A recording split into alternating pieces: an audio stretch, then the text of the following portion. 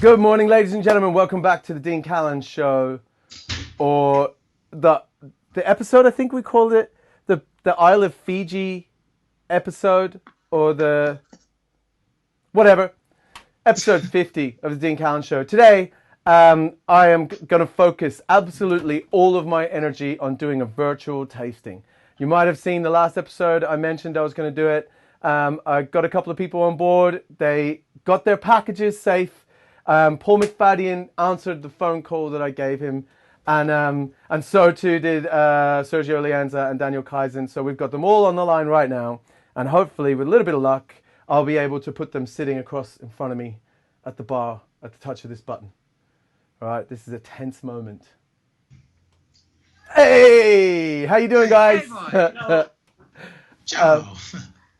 I think for some reason, because we're on lockdown and I haven't been around any other human beings, I've found that it's okay to do these like shooty gunny things.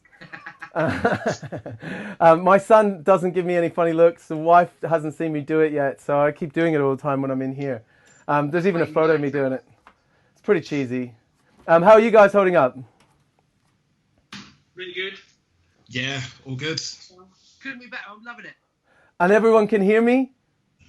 Yeah. Have you got like another device showing the stream or anything like that, or? Need to. All right, just in case. Yeah. I figure there's quite a happy days. There's quite a delay on comments on this one, so in case you guys do want to chime in with a comment that I haven't seen, go for it. Otherwise, to lay down the premise of today, what I wanted to do was to make it feel like we're back in a bar again, right? So for everybody at home, imagine this is the situation. Paul McFadyen is the legend that knows everything about Isle of Fiji rum. He's been hired by the people that make it themselves to go out and share the knowledge with people, get them passionate about it, and get them tasting it in the right kind of way, right? We call it quality sampling. Is that what you call it? Piss up in Right. a brewery, Dean. What's that? Piss up in a brewery, usually. Yeah, piss up in a brewery, right? So imagine this is the context. Myself and Daniel Kaizen are working for the legend that is Sergio Lianza in his bar, Funky Dory in Peckham. We're just average Joe, sitting around, having a good old time, and then bam, Paul McFadyen walks in and he says to us, hey, I've got a new product. Would you like to taste it? Potentially buy it, maybe a few cases of it, you know, maybe get your friends to buy it, your mum and dad, everyone else that you know. It's affordable, it's delicious. He pulls it out of his bag, bam. Isle of Fiji rum. I'm going to cut to a different angle where you can see it a little bit more clearly. Do you see that? Isle of Fiji. I'm going to do what I normally do, and I'm going to read from the label, because that's how I learned about products back before the internet. Tropical aging bourbon casks, right? So what that says to me is, and correct me if I'm wrong, it's aged in bourbon casks in the tropics, right? Yep. And then continental aging, French oak casks. So it's taken to France and put in French oak casks? You're winning. All right. Dosage, 16 grams. So you're smuggling cocaine into France in the spirit? Or jokes. That's sugar, right? Yeah, that's right. Okay, cool. Well, I'll let the rest of it says double aged rum, Fiji Islands, France, 70 CL, 40% alcohol by volume, master blender Alexander Gabriel. Jokes. Product of Fiji Islands, Isle of Fiji, and then on the back it says, if you can get past the label-y things, from the pristine lagoons to the lush jungles, Plantation, Isle of Fiji, an ode to the beauty of Fiji Islands. This delicious rum is made using traditional techniques and local Fijian sugarcane, first aged in a tropical climate in bourbon casks. The rum is then sailed to the southwest of France for a second maturation in French oak casks. This double aging method, paired with Fijian know-how, creates a rum of warm notes of exotic fruits and raisins. Boom. Epic. All right. It sells itself, doesn't it? It sells itself. you think I really don't have a job, eh? Well, I think most people would be too lazy to read the label, you know. And also, we're going to have to ask you more in-depth questions than just what's on the bottle. Otherwise, we wouldn't be doing people at home justice, would we? Yeah. Okay. Electra's on. She said we're good. It's working. Okay. So you guys have. So just so everyone at home knows what's going on, I sent these packages to the boys, right? Which are like.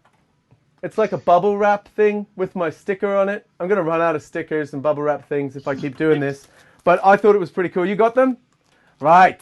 So inside that is a little small bottle, a 20 ml bottle with a sample of the rum.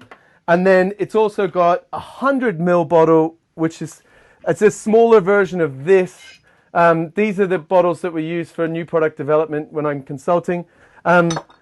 And it's got a little, it should say Palmetto on it, right? So Palmetto, I think what we'll start with is this. And yeah, let's taste it together live. Rock and roll. Why don't I give you a little background before we taste it, Ding? Okay, yeah. Oh, this is the part where I'm so nervous that I'm just talking. Right, so now we'll go back to our scenario. Paul has poured these, right? And then Paul talks. Yeah, Paul talks, and Paul usually drinks twice as much as everyone on the bar. This is how I've made my career. So, those who don't know me, I'm Paul. I'm the brand ambassador for Plantation Rums, and for the last 10 years, I've been working for the best damn company in the world. Like Maison Front, this delightful little old French cognac house that's owned and operated by a genius, the guy that you've referenced on the bottle, Alexander Gabriel. And for the last 21 years, he's been scouring the world, sourcing barrels and putting his own unique twist on it. We have our base in Barbados. We own the wonderful West Indies rum distillery in Barbados that produces a large portion of our rum. We also got stakeholding in 2 in Jamaica. But the whole concept of Plantation is that it's a prism through which you can see the whole world of rum. Any outpost anywhere in the world that's making tasty rum, we're in negotiations with them. And the heartland, of course, being rum, is the Caribbean. We source rums from Central and South America and the Caribbean chain of islands, all with the unique twist that once they've been aged in a country of origin and are deeply reflective of the island's style, that they've absorbed the music, the food, the culture, the aspects of the island, and they're really representative of what it means to be a Jamaican, what it means to be a Bajan, what it means to be a Grenadian. But then we ship them all over to France, like it says on the bottle. We age them in our ex-cognac casks, because at our core, we're an old cognac house. And we use those ex-casks in a temperate climate of France to add our own unique stamp on those bottles. And I've worked for them for the last 10 years now, and I've been lucky enough to be there at the birth of quite a few of our key products that you'd be recognised in all of your bars. So I'm here now. It's about as close as I'm going to get to a bar for the next few months, I think.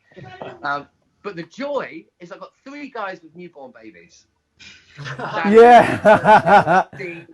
Newborns. And I'll tell you what, like birthing the rums that we do, every new SKU we do is really similar to the whole process of what you've been through for your relationships and having a baby. And the joy with this rum is we started from scratch, because until recently we'd never done anything with Fiji before. And what's so damn exciting about Fiji that's made it different from creating our pineapple rum, the Stiggins Fancy, or creating the OFTD, for example, with all the Tiki brothers, is it's taken us to a whole new part of the world in Fiji. And the courtship began like at the start of every parenthood. We went out and understood Fiji. We worked with this. You got the producers really drunk, didn't you? Sorry? You got the producers there really drunk. You took them out for dinner and drinks. Well, it's really interesting. As an Australian, Dean, you'll know that Fijian rums are sold in bulk in Australia. Yep. But generally at a very entry level, like quite low end rum, if I'm to be slightly disrespectful. I think it's relatively safe to say that the notion of Fijian rum it doesn't have the status that it really demands. But we went out to Fiji, and what you've got is a chain of 300 islands that are lush and arable, and that still, unlike most of the Caribbean, still produce their own sugarcane. And so you've got a relationship, a terroir with the soil that you don't often get in the world of rum. But you've also got a bunch of artisans there with very traditional old pot stills, a very rustic old column still, producing rums that are really unique and characteristic. Make them functionally different from most of the other rums, like in the Caribbean, for example. Those familiar with the technical side of rums will know about the word ester that gets thrown around. That we talk about esters as being the flavour components in rums, and esters are a fusion of acids and alcohols that produce like fruit flavours. Can I just ask really quickly? You touched on the fact that they grow their own cane. Are you saying that when you go to a producer, the producer's growing cane, or there's cane grown on the island and they're sourcing molasses from? They have their own plots, but they also buy from a collaborative of sugar producers out there as well. Okay, so all the Fijian rum is using Fijian cane. 100%. Yeah, nice. And that's not something you find in the rest of the Caribbean. No. Traditionally. And of course, what makes it, just to add an extra layer to that makes Fiji really fascinating is it's the only, arguably, it's the birthplace of rum itself. Because every other sugar strain, like sugar that's grown around the rest of the world, has its genealogy in Fiji. Oh, wow. It traces back to the origins of sugar itself before it made its passage into India and made passage through Asia and out to the Caribbean. All came via Fiji, like the genealogy of it. So it's arguably its birthplace of rum, but it doesn't really have the status in the rum itself. So it's kind of like OG sugarcane. 100%. Yeah. Okay. The original. So can we began our courtship. We sort of got to understand the South Pacific distilleries. They're a wonderful bunch of people that, like we said, produce largely bulk into places like Australasia. But what they had was a large number of barrels that had been aging for a variety of different times, and they didn't really know that there was a market for their rum. They didn't know what to do with it, and so we tasted some of these barrels, and they are magnificent. And so we took on, we entered into a partnership with them to start promoting Fiji, and this is the first birth of it. But that was our courtship period. Next thing you need to know is move in with your girlfriend, and so that involves us taking some of those barrels and transporting them to France. So you don't get to know someone until you actually live with them, and you get to understand how annoying they are in the morning, and they understand how annoying you are. And that's basically what we've done. We've had the Fijian barrels with us in France for a period now, and we've got to understand the makeup of the liquids and how we can really influence it. And having been through that, now we know that we can live together. The birth is like the first aspect of the birth. The first baby we've brought out is this Isle of Fiji. It's 43% rum, really rich and full in flavour. Have you guys tasted it yet? No, we're waiting for you. You told us to wait. So just before you taste it, one of the things you're going to find with this is it's functionally different from most other rums. I started talking about esters. Like whenever you talk about Jamaican rum or Bayesian rum, the highest quantity of flavour components in your rum are esters, that fusion of acid and alcohol that make fruit flavours. Uniquely, Guyanese rum, and in this case Fijian rums, are very low in esters, but they're very high in what we call higher alcohols. And so what you're going to find with this is it's got quite a low level of fruit notes, but a very high level of cocoa and chocolate and raisins and darker, oilier, stewed fruit type notes. And that's one of the things that makes it so fascinating to me. It's why we're so happy to have this in the range. So, I appreciate your thoughts, boys. My mouth is watering so much right now. I'm waiting for it. Go. Don't wait for me.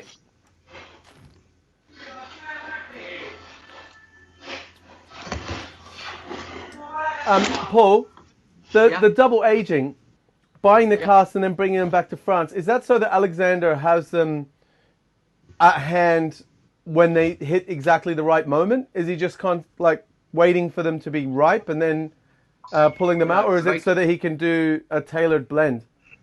It's a very good question. Functionally, what happens when you age it in a tropical climate is you get very aggressive interaction between the wood and the liquid. Because if you think of the organic process that happens during aging, where the liquid expands in the heat of the day and contracts in the cool of the night, when you've got somewhere like Fiji, you don't have seasons in Fiji. It's hot in the daytime, it's hot in the nighttime, it's hot in the summer, it's hot in the winter. So you get a very aggressive and high rate of evaporation. The reason we take it over to France is because if you spoke to a whiskey or a cognac producer, they'll tell you that aging in temperate climate is unique to their liquid. Because in France, it's cold at night, it's cold in the winter, and so it impacts the organic aging process. Now, a plantation, we don't say either one is better. But undeniably, using both. Who's that? Undeniably, using both, like the tropical aging and the temperate climate, is the one thing that makes plantation unique. And it's the one thing that makes plantation tasty. Well, I think it's delicious, right? And I want to see what you guys think, because obviously having you on the show, every time I've done the show, I've made myself a drink and then I'm like, oh, this is actually really tasty. But there's no one to be able to call bullshit on that. It's actually like, like I cut to Mitch's minute and then blah, blah, blah, blah, blah, blah. No, that doesn't actually happen. So what do you guys think? I think it's as you were saying, like it's not super punchy, and I love all the kind of like citrusy, a lot of like aromas coming out. Yeah, it's got sort of pear and apple. Like, it gives you some sort of functional stuff on it. So it's got like 232 grams of these higher alcohols. So that cocoa-y, chocolatey, raisiny, oily note, like that's relatively high level. Like that's grams per 1,000 litres of absolute alcohol. Like you haven't really got a reference point, but I can tell you now that's actually relatively high. So it's aged about 3 years in Fiji. It's a blend of different rums. Youngest being about 2 years, oldest being about 6 years, and it's had a year of finishing cognac casks. Okay. Daniel, what do you think? I haven't mentioned, actually, Dean, is the one thing you said about dosage, because we, as you know, when you're making rum, you're only allowed to add caramel and sugar to your rum, like burnt sugar or sugar, but we actually add aged toasted sugars to our rums, but only to the ones that have got enough weight to carry the sugar. Because we use sugar in the same way that chefs use salt in their dishes. Like sugar's a flavour enhancer, and so a tiny little bit of sugar boosts the aromatic, and it binds together all the flavour components. And that's basically what we've done with this, because what it does is elevate all the raisin notes and elevate all those citrus notes that you picked up, Sergio. So a small amount of aged toasted sugars, 16 grams per litre of alcohol.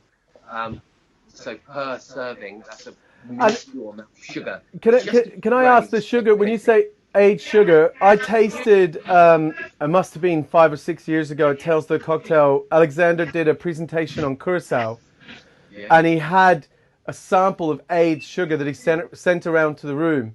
So he said that if my memory serves me correctly, that he puts high alcohol, like grain neutral spirit type alcohol, in with sugar syrup before aging it, so that it doesn't kind of grow bacteria or anything like that in the cask. So it doesn't ferment. What we do, rather than taking like neutral alcohol, is we've got barrels that have alcohol that's sympathetic to the liquid you're about to put in. So we have barrels of Fijian rum, so fortified at anywhere up to between about 40 or 60%. Yep. We'll have different barrels for different occasions, and the rest of it is sugar and water. So the alcohol stops natural fermentation happening in the barrels, but what you get is a synergy between the sugar and what you're ultimately going to put it into. Okay. Imagine if your salt had been aged in the steak you're about to use it in, then your salt would have some steaky aspects and would make your steak taste more steaky. Okay. I might use the word steak a bit too often, but you see the point. That's what we're trying to do. We're trying to create a rummy, sugary, aged flavour boost. So it's like a rummy sugar syrup. Yeah, it's rummy sugar syrup that's there as a flavour boost. Do you ever plan on selling that for daiquiris? Goddamn. No? That's the first thing I said 10 years ago. I told Alexandra that we were in the wrong game. We just sold aged coasted sugar syrup and make more money than this goddamn plantation. Yeah. Yeah. But it's a little secret though. Daniel, what did you think? I actually really like it. Although I'm still trying to figure out what the characteristics of Fiji are in comparison to a lot of the other islands. Because I can taste kind of like almost like the Jamaican influence. So I'm getting like to me it's more like a slightly younger funky rum. Well, my only point of reference Guyana, I think would be some of the Demerara aspects. I think it's got some some overlap with those sort of pear, appley, but chocolatey, cocoa-y type notes. My only point of reference for Fiji is, do you remember Fijian dark rum? Yeah. The one that 42 Below released? Do you remember that Bacardi 7 Tiki? That was that. Yeah. So 42 Below made Fijian dark and 7 Tiki. So they had a white rum, a dark rum. They had South Gin as well. And they created this portfolio. And then Bacardi were like, well, we're not having them. Beep. And just bought them. And the rums disappeared. So I think in my storage, I used to have in storage a bottle of 7 Tiki and a bottle of Fijian dark because I knew they were getting discontinued. So I just bought one of each.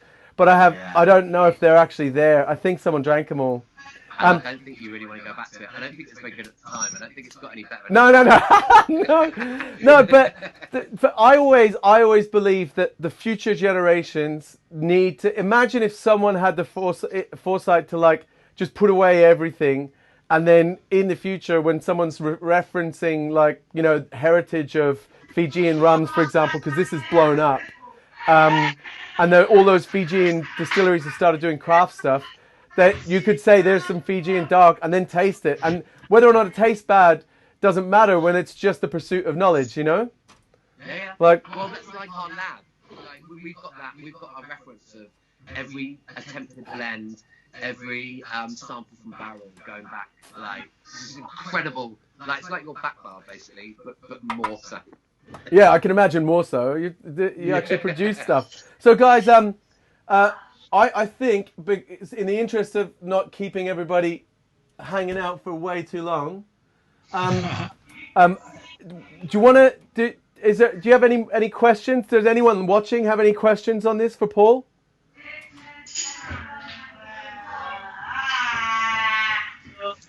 When can I get my room? Who's getting heckled? Yeah, we're getting heckled. Who's the heckler? Yeah, Who's that? Is Danny getting heckled in his own home? Yeah, man. Do they have questions, Daniel? We're gonna get slaughtered. She's. All right.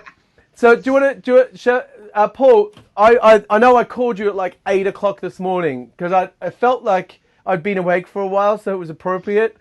But Not for me. yeah, exactly. I'm sorry about that, man. But the cocktail you were suggesting, right, is a rum Manhattan or a Palmetto. Yeah, well, I mean, if you think about those notes, Yeah. just tasted, you've got that almost notes that overlap quite like with cherries. So you've got lots of stewed fruit, a little bit of apple, sort of cocoa chocolate, and so accentuating those and lifting them out of the mix. Like you're thinking like a rum Manhattan Palmetto. Yeah. All right. So, in the interest of moving quickly, I've got my ingredients here. I'm going to make myself a rum Manhattan or a Palmetto. And for anyone who's watching that doesn't already know how to make a Palmetto cocktail, I'm just doing what Sergio, Big Sergio, Gergio, you know who I'm talking about. Rum Sergio. He showed me his recipe for this when he was last in the cabin. So I'm using the same spoon that he used. If anyone ever watched that episode, he insisted on the Savoy spoon over the pineapple spoon, right? Right? But which one would you guys have gone for? Pineapple. Pineapple. Yeah. Definitely, no? All right, we're changing it up today. So I'm going to put 2 dashes of Angostura bitters. In yours, I put 3 dashes of Angostura bitters and 2 of Sue's bitters, which is the Sue's orange stuff, right? And then I've got 1 part of sweet vermouth. If I can see where I put all my jiggers. Oh, there we go. I put them in the washing Every machine. episode, Dean. Every episode. Yeah, you know what?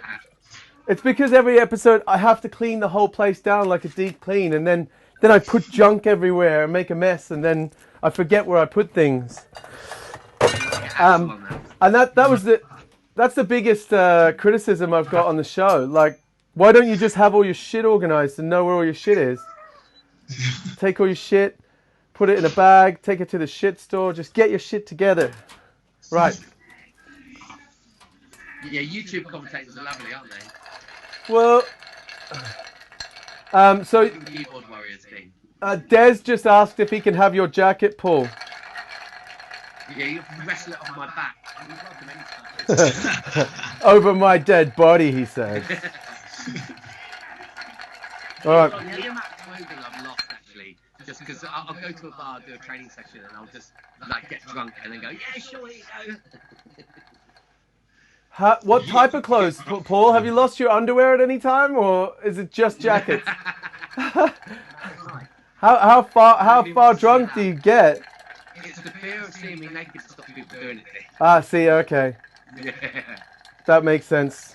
Right, so, boys, if you've got your cocktail, I sent you a cocktail, right? Yes, I got mine up prepared here. Yeah, so while you're making yours, I'm going to pretend to make mine just over here. Okay. So I'm gonna take my long spoon.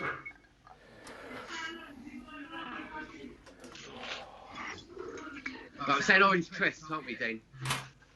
Orange twist, yep. Yeah, alright. There you go.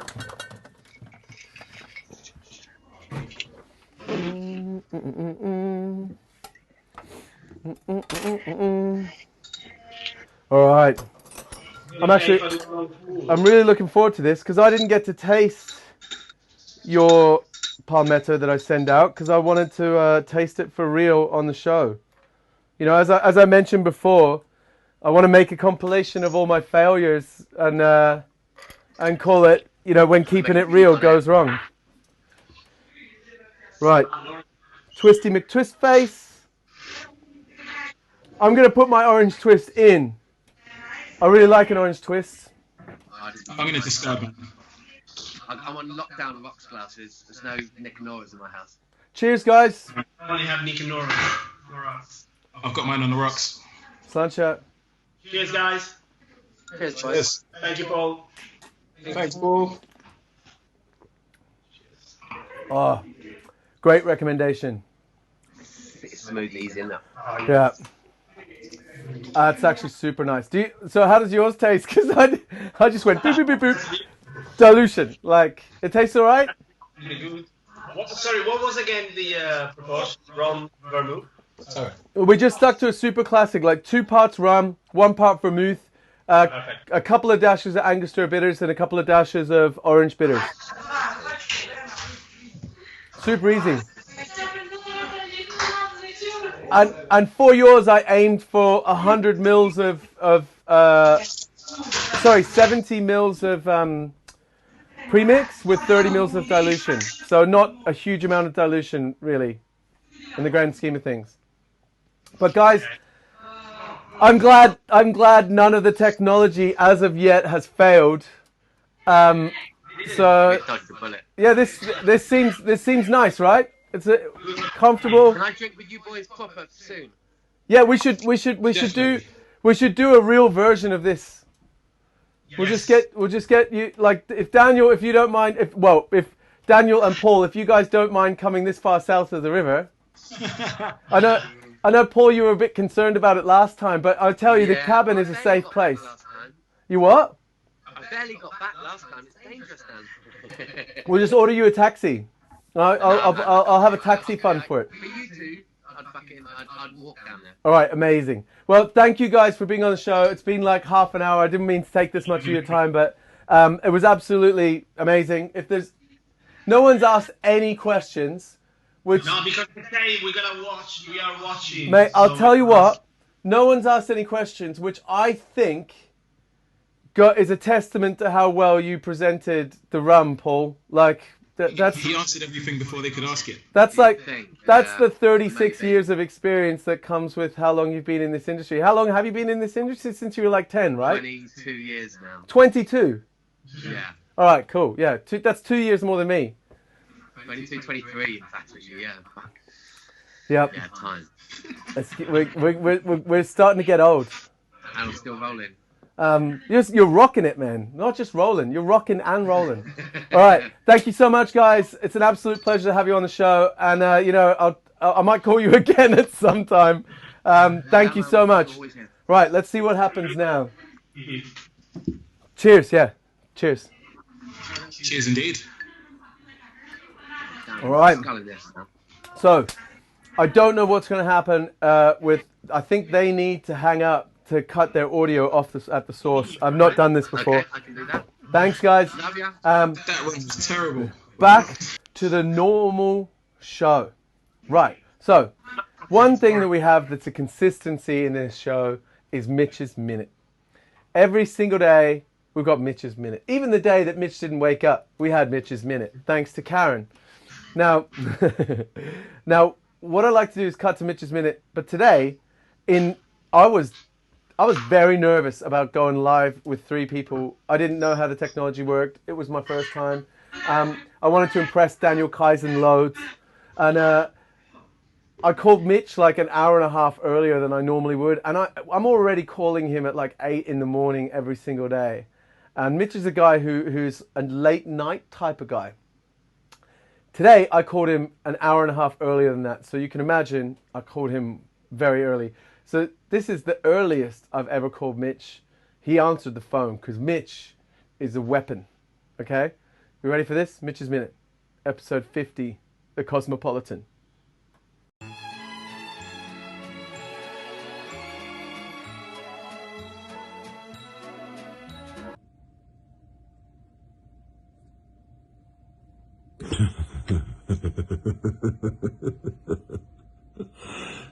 You dick. It was Cosmo Day yesterday. I had to make a Cosmo. Oh, man, these Friday ones are rough. What's my cosmopolitan speak? Ounce and a half of vodka.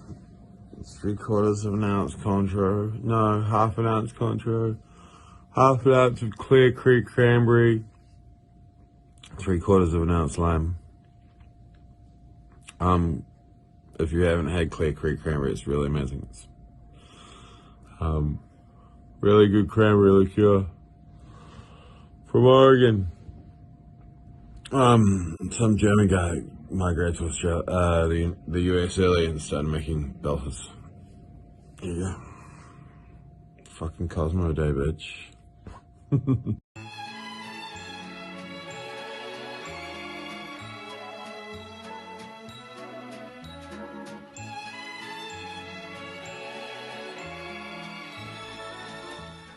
Did you see that? Mitch was like, whoa, just out of bed. But what a trooper. My dream is that one day the lockdown will end. All the boys that I've been calling on the show, we can get together, do a real life show, like a live show. I'll get some different camera angles. I'll actually get to use my mixer and do all the different camera angles, right? Different camera angles, one on a different person. I can manage this thing, and then we'll just have chats. It'll be super cool. Sitting at a bar, chilling out. Hopefully, we'll have a little space here for other people. It'll be super epic. Now, just before we started the show, myself, Daniel Kaizen, Sergio Lianza, and Paul McFadyen all had a shot of tequila together because they all had tequila in their houses, and I had a shot of Fortaleza, which I love tequila. You might be surprised. It doesn't look like there's a lot of tequila on the back bar. The tequila's kind of over in this area over here, which you can't see. But I love tequila. And particularly Fortaleza. Not just because it's a great product, but because the people that work for Fortaleza are super cool. I get along with them really well. Or I think I do. Maybe they don't like me. I don't know. But if they don't like me, they're good at hiding it. You know? And they seem like pretty down-to-earth, legit people. So earlier, I had a shot of tequila, Fortaleza. And I thought to myself, fuck, that tastes so good. At the end of the show, I am going to have for myself a tequila with mixer. What mixer, you might ask? Well, you're about to find out. So, which one do I go with? I might go with the normal one. I'm going to put the still strength to the back because I'm not even sure if I can buy that here.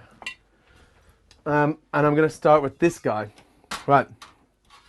Fortaleza Blanco. I like Blanco tequila. I like añejo, but I'll sit and sip an añejo. Like if I'm going to mix, I mix with Blanco. Right? I think it's kind of easier to mix with. I'm lazy. It's kind of like mixing with gin. Right. I'm going to try to make this fancy for no reason whatsoever. Let me do this. Does that look fancy? Whoa. It's crazy because the highball's so high, the light doesn't hit it. Right. If you haven't tried this before, this is, let me see. Seckford's, right? So, Seckford's is a botanical mixer that was made specifically to go with certain spirits. So, for example, gin and tonic. Everyone knows gin and tonic. Gin and tonic is a classic combination. When you think of gin, you think of tonic if you're going to put a mixer with gin, because that's how people drink gin. But when you think of tequila, outside of like a Paloma or something like that, well, I guess there are mixers you think of with tequila, but there's nothing that you would see having been designed from the ground up to work with tequila. This has been designed to work with tequila and mezcal from the ground up, and it's fucking tasty. They're only about 2% sugar, so it's not like you're, or maybe it's 4% sugar. It's not like you're drinking a metric ton of sugar and citric acid and all that sort of stuff. And they taste delicious. They just complement rather than overtake. No.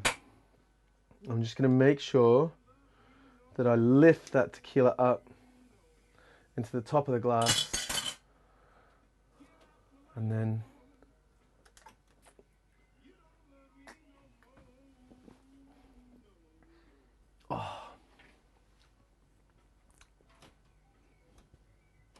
happiness. Thank you for watching, guys. I've got a fade to black button. I've never pressed the fade to black button before. So I'm going to press the fade to black button, right? I feel like I need to press it. But in the future, on Daniel's recommendation, I am going to create an outro. But for today, this will be my outro. Fade to black.